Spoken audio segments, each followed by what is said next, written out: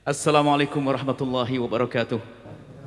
Alhamdulillahi wa syukrulillah wassalatu wassalamu ala rasulillah Habibina Sayyidina Muhammad bin Abdullah wa ala alihi wa ashabihi wa mawalah, amma ba'd. Yang sangat kami cintai keluarga besar daripada Nanda Mutiatul Alawiyah dan Nanda Muhammad Zaki Amir, yang sangat kami cintai semuanya, para habaib Habibana Muhammad, dan juga wabil khusus ini Abah Huda dan juga keluarga daripada Nanda Mutiatul Alawiyah. Hari ini insya Allah hari bahagia yang sesungguhnya.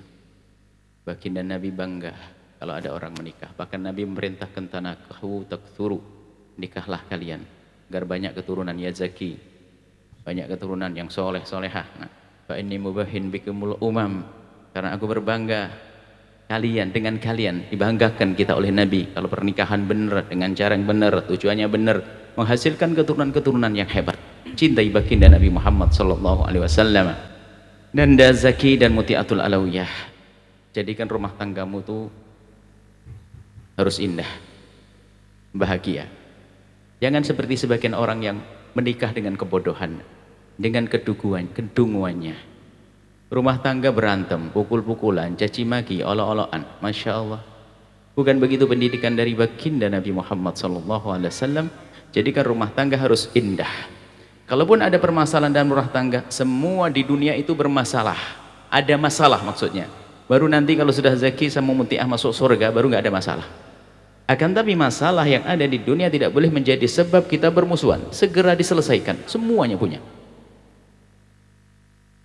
Maka indah itu mudah dicari, kebahagiaan mudah dicari, kebahagiaan mudah dicari, keindahan mudah dicari.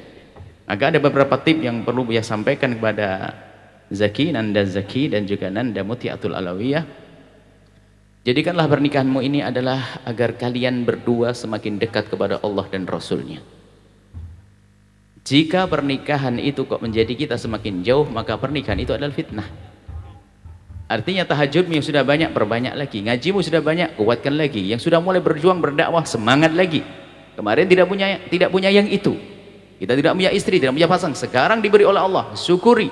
Semakin semangat berjuang. Yakinkan, pastikan, semakin dekat kepada Allah. Dan itu mengundang rahmat. Rahmat itu menjadikan bahagia hatimu, bahagia hidupmu, bahagia keluargamu, bahagia di dalam hidupmu dengan sesamamu. Karena rahmat Allah turunkan. Maka dengan Allah, ini yang pertama, jadikan pernikahanmu adalah untuk semakin dekat kepada Allah. Yang kedua, jadikan pernikahanku ya Zaki wa ya Mutiah, jadikan pernikahanmu sebab kalian itu semakin dekat kepada orang tuamu. Wahai Mutiah, dengar, jadikanlah setelah menikah ini Zaki semakin baik dengan bapak ibunya dan keluarganya. Dan Zaki dengar, jadikan setelah pernikahan ini Mutiah semakin baik dengan bapak ibunya. Kalau kamu Zaki, kalau kamu mempunyai istri yang baik dengan bapak ibunya, berarti istrimu penuh berkah, istri yang berbakti.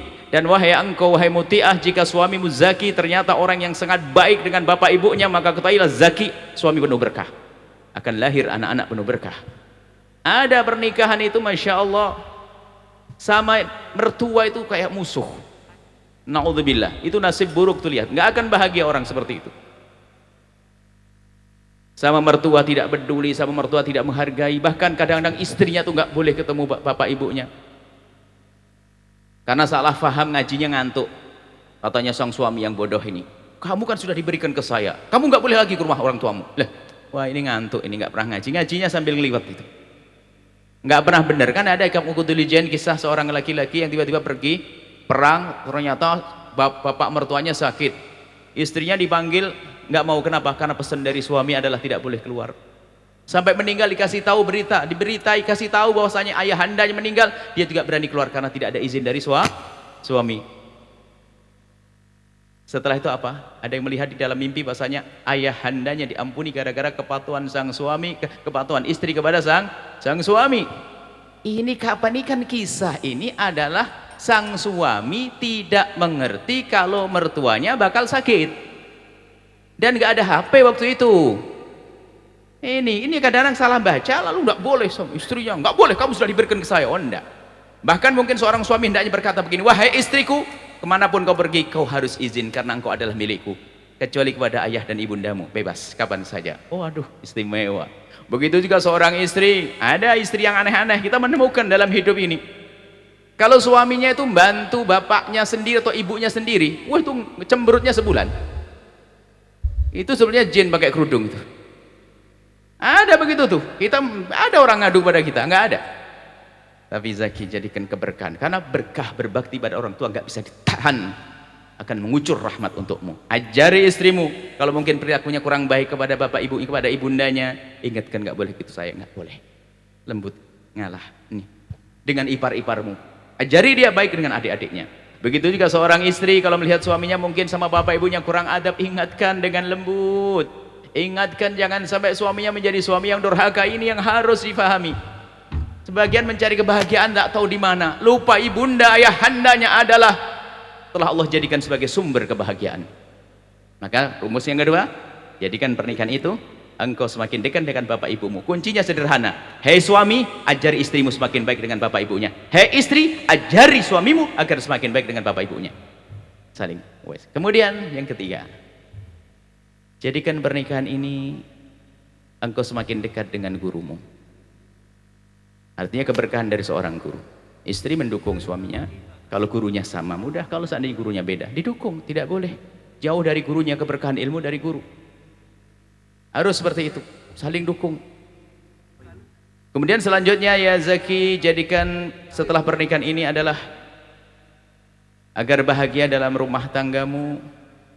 Jadikan pasanganmu adalah kawan berjuang di jalan baginda Nabi Muhammad SAW. Boleh kerja cari uang, boleh, akan tapi jangan lupa harus, karena uang itu akan ngucur, nggak akan kita bawa secara dalam bentuk uangnya, tapi harus kita alirkan kemana. Maka kalaupun diberi kekayaan boleh, orang menjadi kaya boleh, akan tapi dibawa kemana. Maka jadikanlah pernikahanmu itu sebab engkau semakin semangat dalam berjuang jalan baginda Nabi Muhammad SAW. Tidak ada seindah itu. Orang kaya sekaya apapun kalau tidak mengambil jalan dakwah, dia akan nyesal sepanjang hidupnya nanti di akhirat. Orang sehebat apapun punya jabatan tidak masuk wilayah dakwah, dia akan rugi selamanya.